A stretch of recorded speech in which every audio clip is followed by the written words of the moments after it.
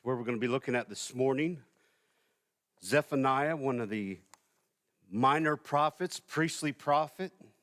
He's in the line, and we'll see that. And again, verse 1 for me, when I'm studying this, verse 1 helps me understand the context of Zephaniah. I don't know about you, but that's why I'm going to present these kings, just to give you sort of a broad picture of what's going on with Zephaniah.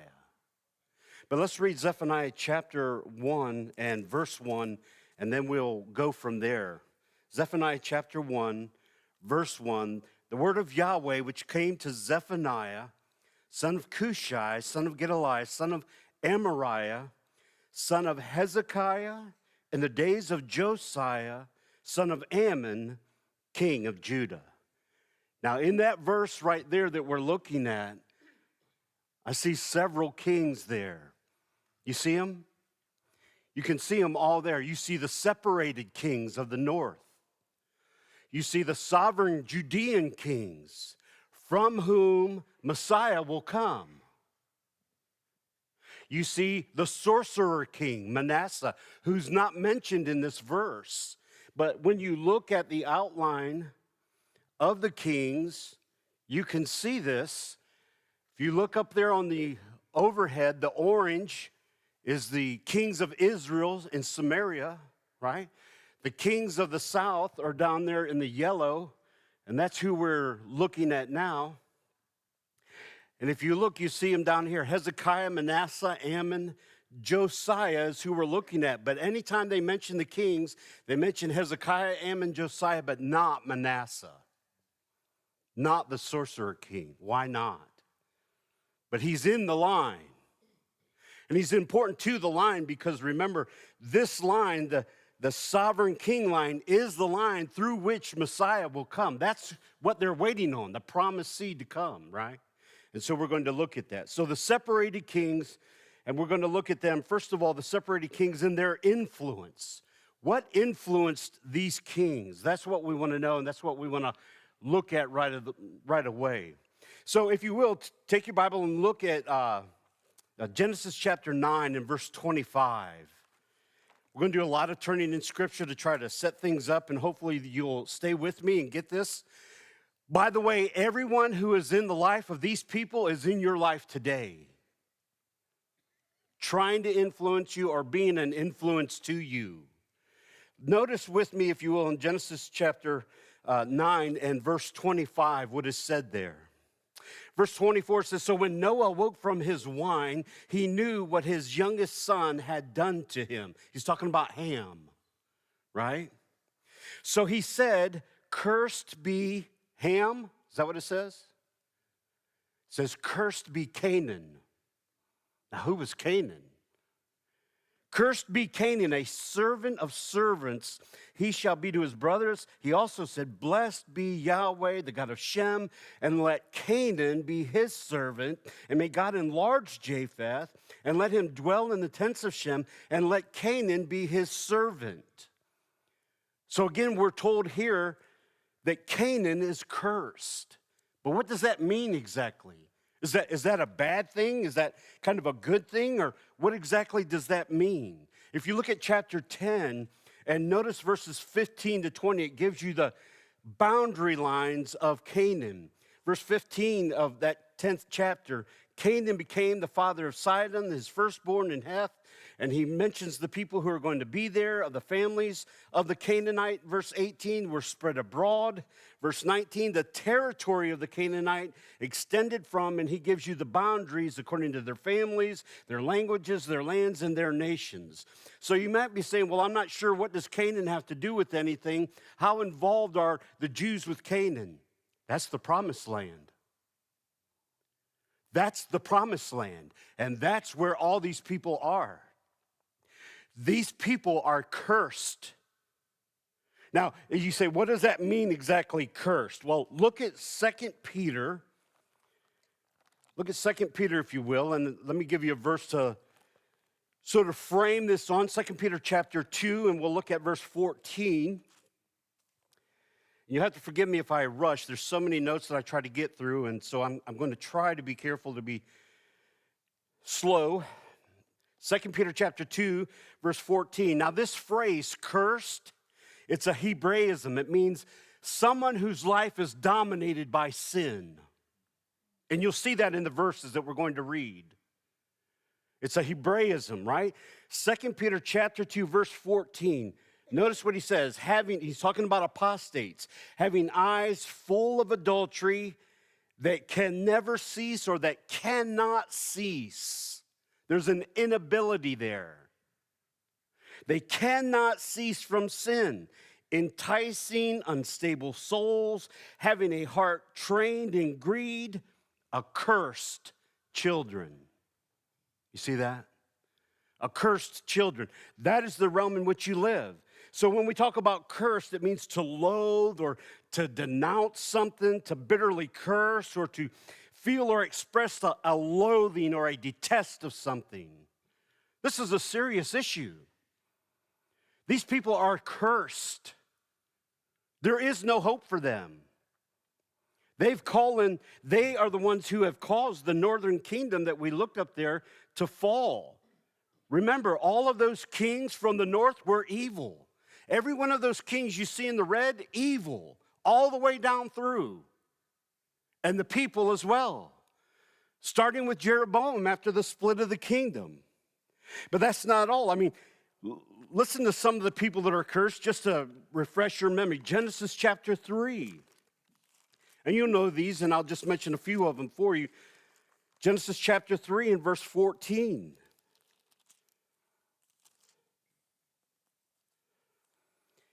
And Yahweh said to the serpent, because you have done this, cursed are you more than all the cattle and more than every beast of the field. On your belly you will go, and the dust you will eat all the days of your life.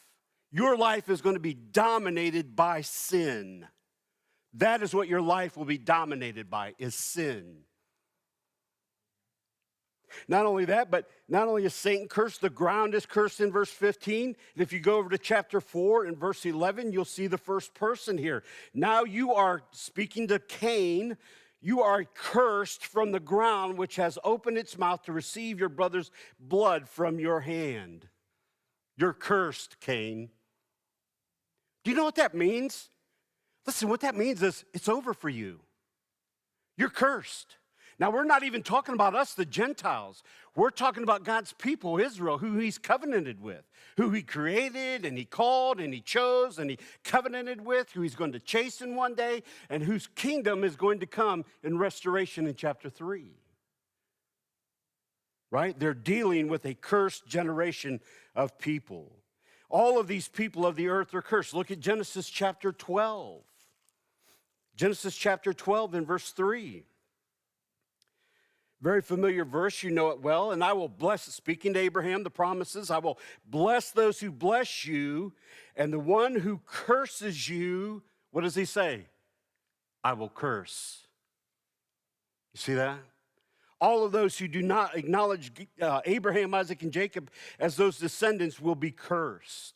You see in Deuteronomy 28 and 29, in those covenant stipulations, you see that those who do not obey the covenant will be cut off from God. Now, what about Canaan when we're talking about them? What are they like? Well, look at Exodus chapter 3 and verse 8. Exodus chapter 3, verse 8.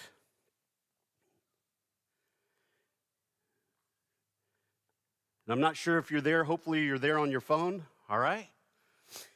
Chapter 3, look at verses 7 and 8. And Yahweh said, I have surely seen the affliction of my people who are in Egypt. I have given heed to their cry because of their taskmasters, for I am aware of their sufferings. So I have come down to deliver them from the power of the Egyptians, to bring them up from that land to a good spacious land, a land flowing with milk and honey, to the place of the Canaanite, the Hittite, the Amorite, the Perizzite, the Hivite, and the Jebusite. I'm bringing you up to a land flowing with milk and honey, a land that you are going to one day inherit, a land that is currently indwelt by a cursed group of people. Wow, that's great. Thanks, Lord. You're taking us out of Egypt, a polytheistic nation, and you're bringing us into Canaan with these Canaanites who are defiled, who are wicked, and you're telling us that they're already defeated and you're going to give us their land? They're a bad group of people. Look at Leviticus 18. And remember, God is giving them instructions here, and chapter 18 has to do with sexual sin. These people were extremely wicked. Are you hearing me? They are extremely wicked.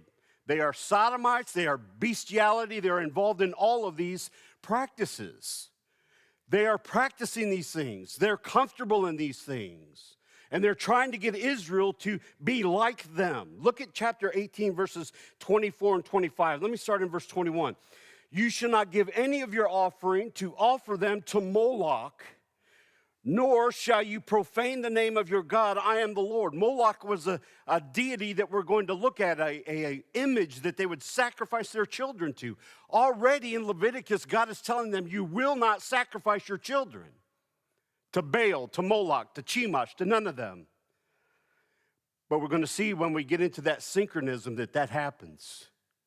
Even to the wisest, to Solomon, and many others of the Judean line. Verse 22, you shall not lie with a male as one lies with a female. It is an abomination. Also, you shall not have intercourse with any animal to be defiled with it, nor shall any woman stand before an animal to mate with it. It is a perversion. Do not defile yourselves by any of these things, any of these sexual sins, for by all these the nations which I am casting out before you have become defiled, for the land has become defiled. Therefore, I have brought its punishment upon it, so the land has spewed out its inhabitants. They've sinned long enough. Their time is up. They're out, and you're going in. Wow. These were not warriors. The Israelites were not warriors. They're not ready for battle. But God tells them they're defeated, they're also defiled, and they're a deceptive nation. Look at Exodus again. Go back there and look at Exodus 23. This is an important verse for you to maybe highlight and write down. Exodus 23, verses 20 to 24. Again, this is the context of Zephaniah and what's happening. The northern kingdom is already gone. Remember, that's what we have seen already historically. Exodus chapter 23, verses 20 to 24. Behold, I'm going to send an angel before you to guard you along the way and to bring you into the place that I have prepared. Be on your guard before him and obey his voice. Do not be rebellious toward him, for he will not pardon your transgression, since my name is in him. But if you truly obey his voice and do all that I say, then I will be an enemy to your enemies and an adversary to your adversaries. For my angel will go before you and bring you into the land of the Amorites, Hittites, Perizzites, Canaanites, Hivites, Jebusites, and I will completely destroy them. Notice God says, I will completely destroy them. Later, he's going to say, I'm not going to. You have sinned to the point where I'm going to allow them to serve a different purpose in your life. I'm not taking them all out. But here God says, I'm going to take them all out. They were deceptive people. So they were defeated people, they were defiled, and they were declared or judged already. You can see this in Deuteronomy chapter 9 and several other places, but Deuteronomy chapter 9 is a very good place to look at this. Deuteronomy chapter 9, and notice verse 4 there. Do not say in your heart, and this is very, very good. He's telling the Jews, do not say in your heart when Yahweh your God has driven them, the Canaanites, out before you, oh, it's because of my righteousness that Yahweh has brought me in to possess this land. It is because of the wickedness of these nations that Yahweh is disposing them before you. Notice verse 5. It is not for your righteousness or for the uprightness of your heart that you're going in to possess this land, but it is because of the wickedness of these nations that the Lord your God is driving them out before you in order to confirm the oath which Yahweh swore to your fathers, Abraham, Isaac, and Jacob. Know then, it is not because of your righteousness that the Lord your God is giving you this good land to possess, for you are a stiff-necked or a stubborn people. It's not their righteousness. It's all of grace. You're here all of grace. There's nothing you have ever done, nothing you will ever do to earn God's favor or to keep God's favor. It's all of his grace. And that's what he's telling them. It's not because of your righteousness. Notice verse 8. I want you to see that because there's a word there that you're going to see over and over again in this scenario with them. Even at Horeb, you provoked the Lord to wrath. That word provoked. You're going to see that over and over and over again. They're provoking Yahweh to wrath. And God is going to come back on them with that. Listen, what you sow is what you reap. And God is going to allow them to reap the consequences of their provoking him with their idolatry. Now, look at some of the things, some of the situations, and how this has affected the kings of the north. Look at 1 Kings chapter 11. This is a very interesting passage. It has to do with Solomon, obviously, the wisest man in the Bible, or the one that we know to be the wisest man in the Bible. 1 Kings chapter 11, and I want you to notice, if you will, verses 7 and 8. We're just going to try to hit some of these highlights here. This is really troubling, but notice what it says. Then Solomon built a high place for Chemosh, right? This is not a god that they serve. This is a Moabite god.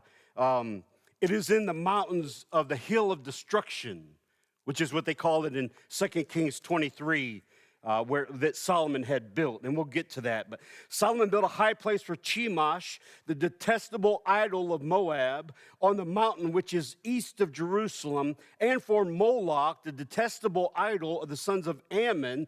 Thus he also did for all his foreign wives who burned incense and sacrificed to their gods.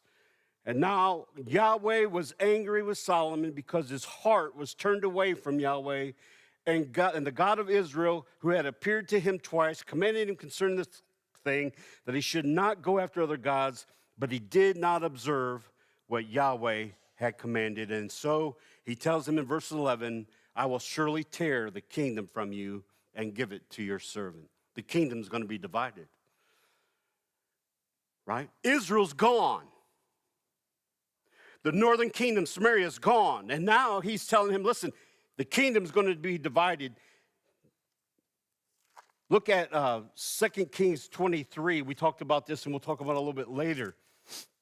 It's a very interesting verse. It says, the high places which were before Jerusalem, which were on the right of the Mount of Destruction. That's an interesting phrase, the Mount of Destruction, which Solomon, king of Israel, had built for Ashtaroth, the abomination of the Sidonians, for Chemosh, the abomination of Moab, for Milcom, the abomination of Ammon, the king defiled. He broke the pieces of the sacred pillars and cut down the Asherim and filled their places with human bodies. Solomon had built a location for all the foreign gods of his foreign wives to worship them. Solomon did this. Solomon was a good king. Solomon was a righteous king. Solomon was the one that David had prayed that God would turn his heart to follow him. But here it affects him. Look at 2 Chronicles, again, if you're following me, chapter 11. Just to highlight some of these northern kings that we're talking about and how this group has infiltrated them and how he has brought them down. 2 Chronicles, chapter 11 and verse 15. It's talking about Jeroboam. Verse 14 says, the Levites left their pasture lands and their property and came to Judah and Jerusalem, for Jeroboam and his sons had excluded them from serving as priests to the Lord. So already the Levites, who are the only priests of the Lord, were refrained from being the priests of the Lord up in the north. And so they say, listen, we're going down south. And so they do that. The tribes were not lost. Look at verse 15. Speaking of Jeroboam, he set up priests of his own for the high places, for the satyrs, or if you're reading the authorized version, it says for the he-goats or the male goats. This is a phrase to denote demons.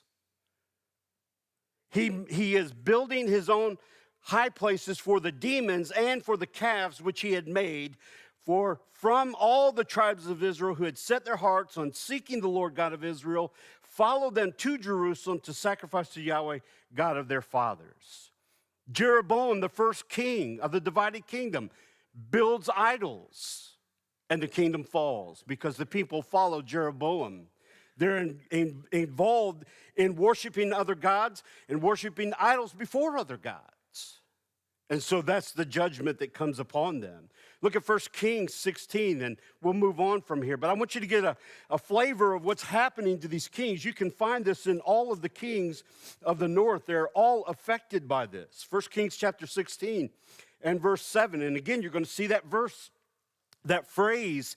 Moreover, the word of Yahweh through the prophet Jehu, the son of Hananiah, also came against Baasha of his household, both because of all the evil which he did in the sight of Yahweh, provoking, there's that word again, provoking him to anger with the works of his hands in being like the house of Jeroboam, and he struck it. See that? All of these northern kings are affected by these Canaanites, or these people who are bringing them over into their worship of foreign gods. And all of these northern kings go into exile. And the righteous of Samaria and Israel go down into Judah to be there with them. Well, this brings us to the second group of kings, the sovereign kings, right? This is the one that we're looking at. Because remember, we have a promise. We have the scriptures that tell us what's going on, right? In Genesis chapter 3 and verse 15, if I can find that.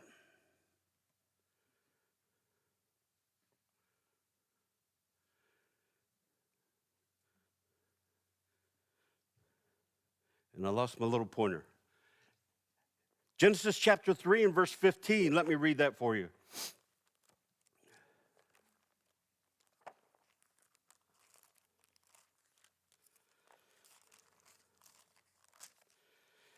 Genesis 3:15, I will put enmity between you and the woman, between your seed and her seed.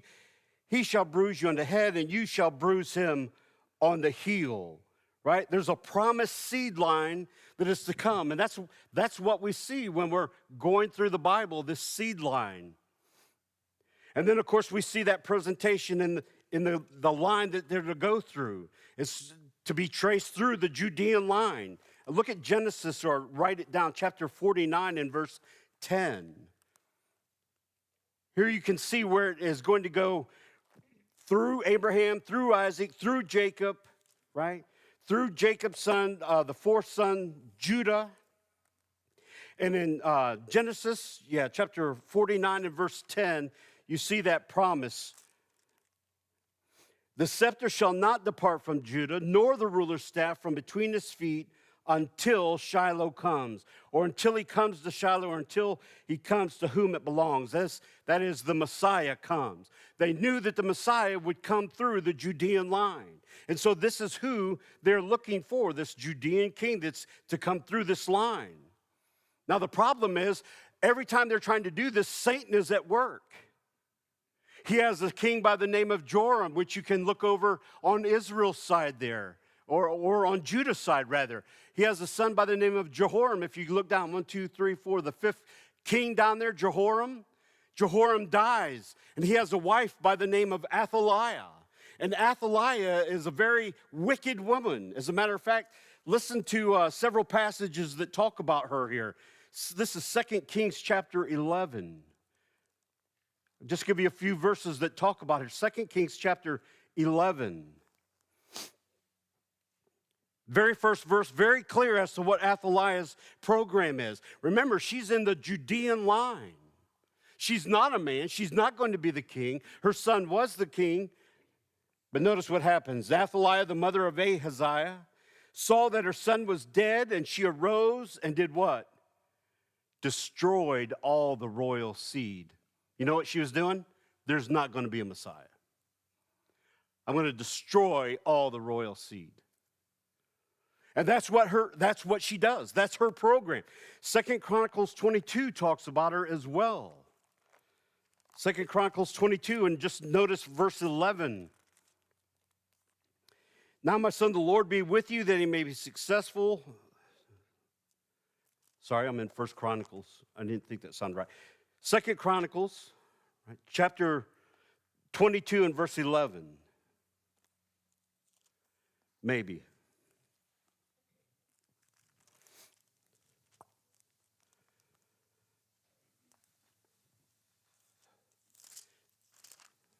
Verse 10, 22:10. Now when Athaliah, the mother of Uzziah, saw that her son was dead, she arose and destroyed all the royal heirs, house of Judah.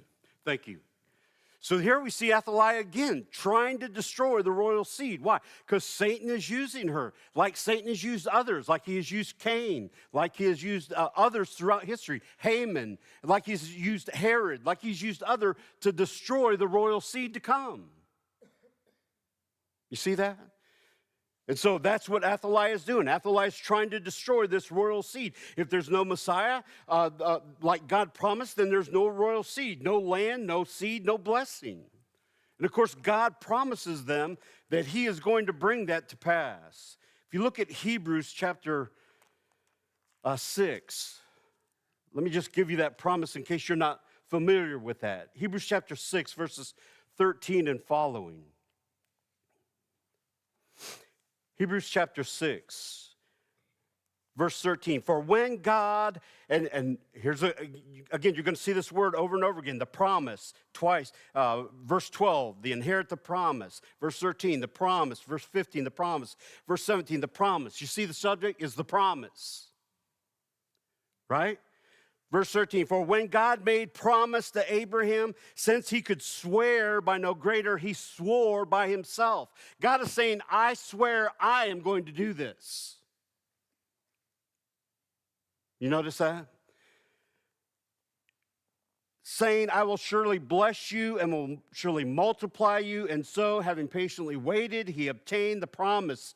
For men swear by one greater than themselves, and with them an oath given as confirmation is an end to every dispute.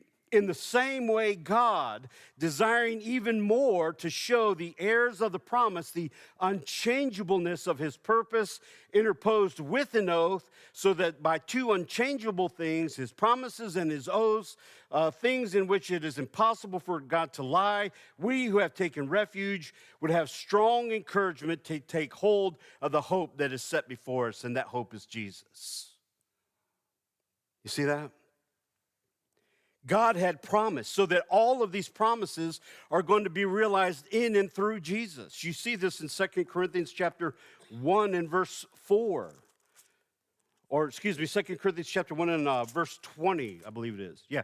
For as many as are the promises of God, in him they are yes, therefore also through him is our amen to the glory of God through us. Right? All of the promises are yes in Christ. Everything that we have comes through him.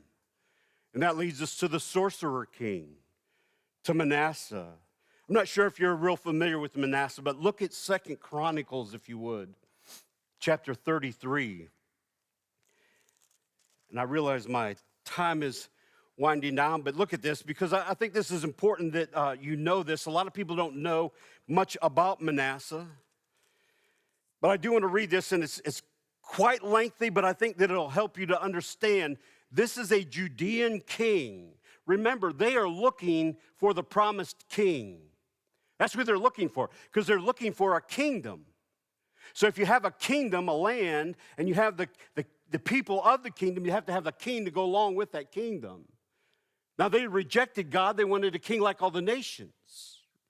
But here, Manasseh is coming to the throne. They know Manasseh is not going to be the king. For 55 years, he reigned in Judah. Remember, Israel's gone. The northern kingdom's gone. Judah's the only one left. They have good kings and bad kings. Manasseh comes to the kingdom after Hezekiah, 55 years. Listen to what is said about Manasseh. beginning in verse 1. Manasseh was 12 years old when he became king. He reigned 55 years in Jerusalem. He did evil in the sight of Yahweh according to the abominations of the nations whom Yahweh disposed before the sons of Israel. Remember that? He kicked the Canaanites out. For he rebuilt the high places which Hezekiah his father had broken down. He also erected altars for the Baals and made Asherim, that is a wooden symbol of a female deity, and worshiped all the host of heaven and served them. This is a Judean king. This is not a Gentile. This is not Israel. This is of the promised line. Imagine what they're thinking. This guy is extremely wicked.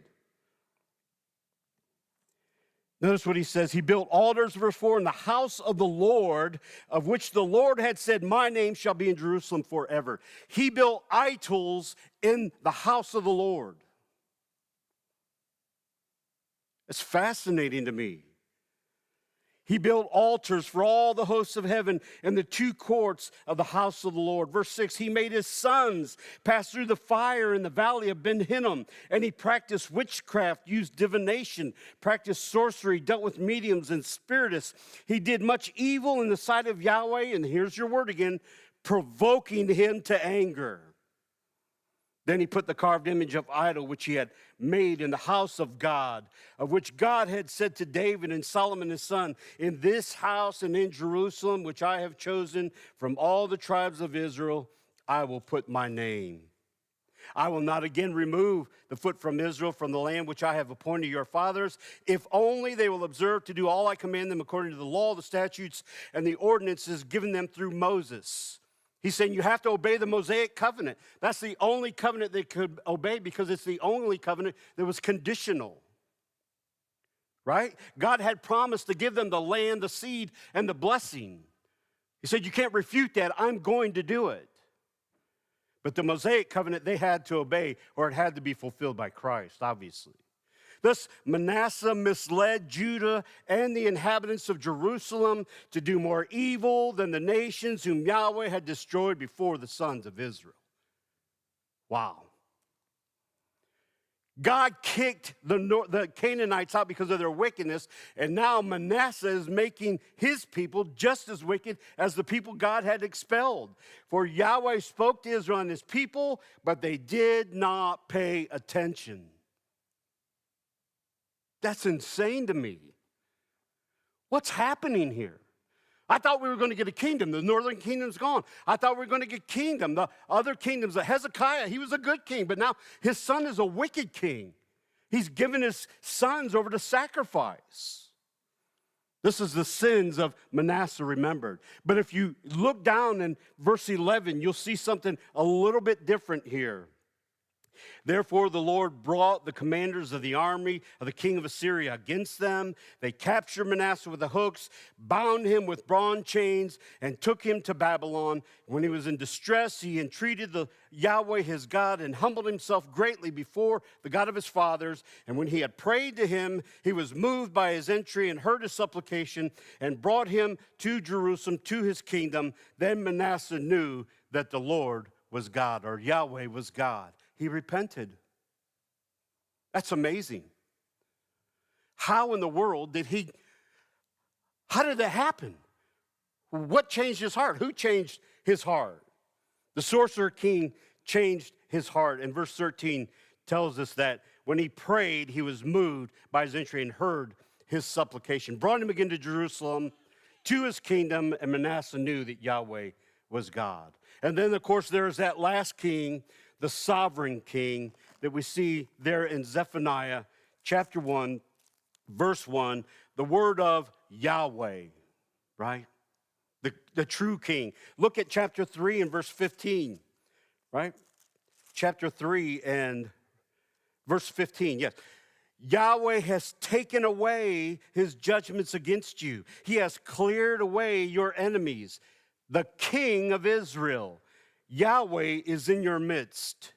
He's in the midst 3 different times. You can see that in verse 5. Yahweh is righteous within her. You can see it here, the king of Israel. Yahweh is in your midst.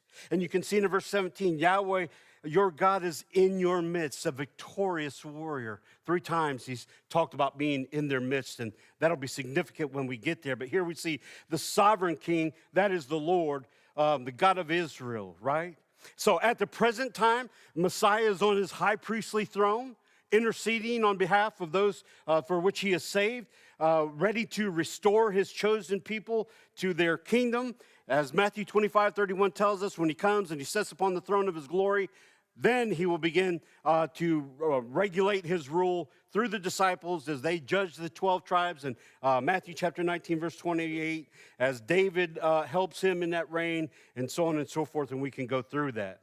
So at that time, it'll be preceded by a complete removal of sinners in the day of the Lord. Now look at chapter 1 there, and notice verse 14, and we'll just read it this time, but then we'll read over it again later on. But notice what he says. Near is the great day of Yahweh, near and coming very quickly. Listen, the day of the Lord. In it, the warrior cries out bitterly. Remember, 39 years, and it's coming. And when he's done preaching, Jeremiah is going to come on the scene. And Jeremiah is going to say, do not pray for this people, because I will not hear him. That's rough. Do not pray for this people, for I hear them, for I will not hear them. Verse 15, a day of wrath is that day. It's going to be a day of wrath, a day of trouble, distress, a day of destruction and desolation, a day of darkness and gloom, a day of clouds and thick darkness, a day of trumpet and battle cry against the fortified cities and the high towers. That's the context of Zephaniah. Is there any questions before we go any further? I thought that you should at least get the context of what Zephaniah is doing and who he is with. I had a question about what's happening in the southern kingdom while like Manasseh's reigning and things like that. The people were patient, I guess, to have the sorcerer king for 55 years. But are there accounts, and this is my ignorance, but of what the lay Israelite was doing under this king? Were they participating in all this worship? Were there any that stood out besides maybe the prophets? They were filled with it. Remember, there are going to be 2 groups of people in this. Just like I told you today, there are 2 groups of people. There's the remnant of Yahweh, those who are saved, and the remnant of Baal. Now, just to give you an illustration of this, look at chapter 1. And I wasn't going to do this real quick, but let me do it because I think it's real important. Look at verse 5. And those who bow down on the housetop to the host of heaven, that is the angels in heaven, he's going to cut them off. Those who bow down and swear to Yahweh and yet swear by Milcom. You see that? We swear by the Lord, by Yahweh, but just to cover our bases, and by Baal. He's going to cut them off. We'll see that and what that means. In verse 6, and those who have not sought the Lord or inquired of him. Or verse 6, those who have not turned back from following, those who have turned back from following the Lord, and those who have not sought or inquired of him. Those people are going to be cut off. Remember when we talked about it, all Judah is not going to be saved. Israel is gone. The remnant, the godly remnant has come down into Judah, and God is not going to save all of Judah. He's going to save a remnant of Judah. And remember, you are Gentiles. You are not even in the equation. God is not dealing with you. This should make God's grace all the more overwhelming to you. That you're even here, that you're even saved. That when you close your eyes in death, you'll awake in heaven. If that doesn't make you shout, I don't know, your clapper's broke or something. You know what I'm saying? Listen, it does not matter what happens to me. I can lose my house, I can lose my job, things could happen to my wife, but when I die, I'm waking up in glory. Bring it on. What can defeat you? You got in on the new covenant. God says he is going to, the determination of the Lord and our outline and what we're looking at now, what we're getting into now, God says he's going to make it a complete removal. Let me read these verses real quick and we'll have to end. But I want you to notice something. 6 times, and I'll point this out to you and then we'll close. Start in verse 4, or the later part of verse, let me start with verse 3, I guess. I will remove man and beast. I will remove the birds of the sky, the fish of the sea, the ruins, along with the wicked. That's going to be an interesting verse for you to figure out. I will, and here's the phrase. I don't know what your translation reads. If you have a Legacy Standard Bible, sometimes the phrase will be, I will make.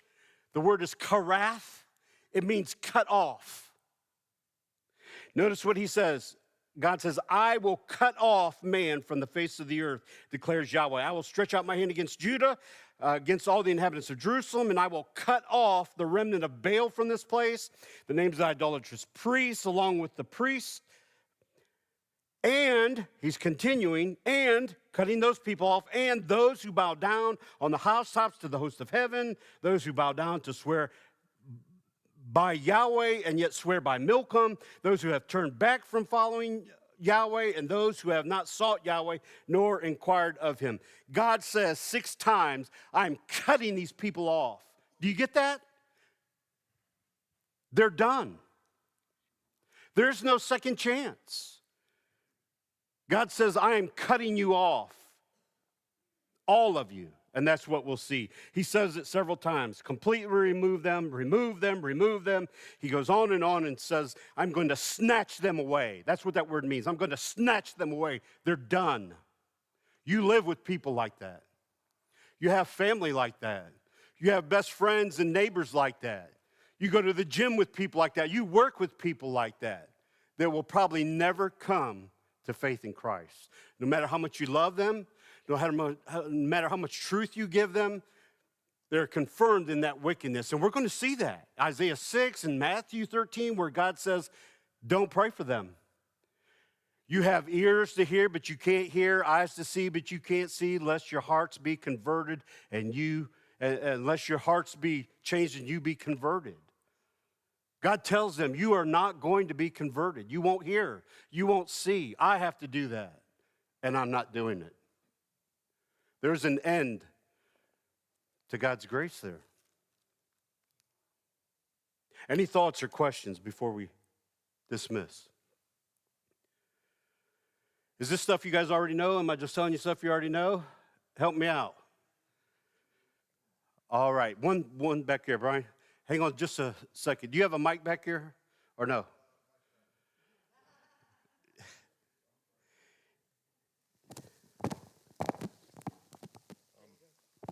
Okay, I didn't have the verse ready at all. I'm sorry. I was in Romans. I've been in Romans chapter 3 this week, where it talks about. I'm not being contrary to what you're teaching, but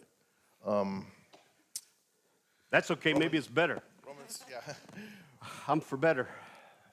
Romans 3:3 says, this is from the New Living Translation. Sorry.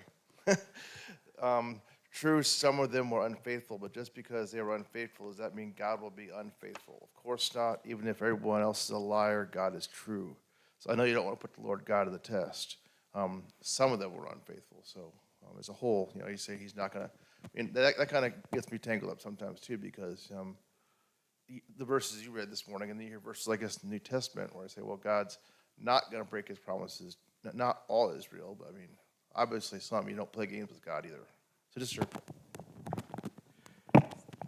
Was there a question? There wasn't a question in that, was there? How do you kind of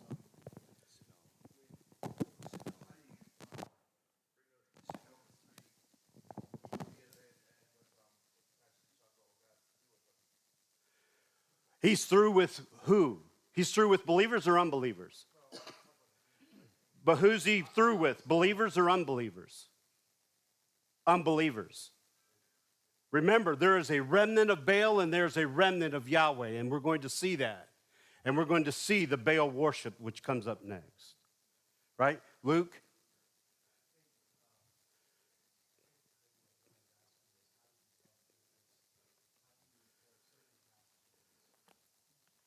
Passages that make it seem like God's going to be faithful in spite of Israel's unfaithfulness.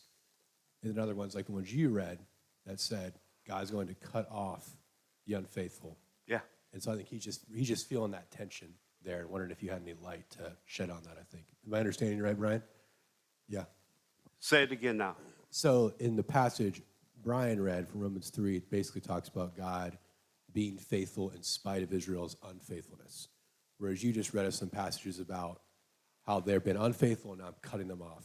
How do you Yes. hold those two things in tension? God's going to be faithful to his covenant promises. But if they're not faithful in obeying the Mosaic covenant, they're in trouble, which they aren't. Nobody can be.